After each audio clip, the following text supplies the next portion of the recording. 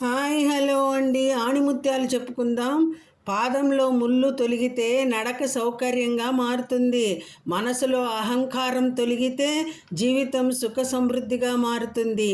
కాని వారికి అన్నం పెట్టినా కృతజ్ఞతతో తల వంచుతారు.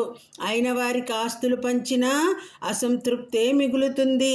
రెండు నాలుకలున్న పాము కన్నా రెండు రకాలుగా మాట్లాడే మనిషి మరింత ప్రమాదకరుడు. మన మంచిని నిశ్శబ్దంగా చూసే కళ్ళు తక్కువే, మన చెడును ఎదురు చూసే కళ్ళు ఎక్కువ. దేవుడు గుడ్డివానికి వరమిస్తే అతడు కోరుకోవలసింది అష్టైశ్వర్యాలు కాదు, రెండు కళ్ళే కావాలి అని నిజాన్ని నిర్భయంగా చెప్పినవాడే సమాజంలో అసలైన ధైర్యవంతుడు. సర్వం శ్రీకృష్ణార్పణమస్తు. సర్వే జనా సుఖినో భవంతు. ఇది వీడియో నచ్చితే లైక్ చేయండి.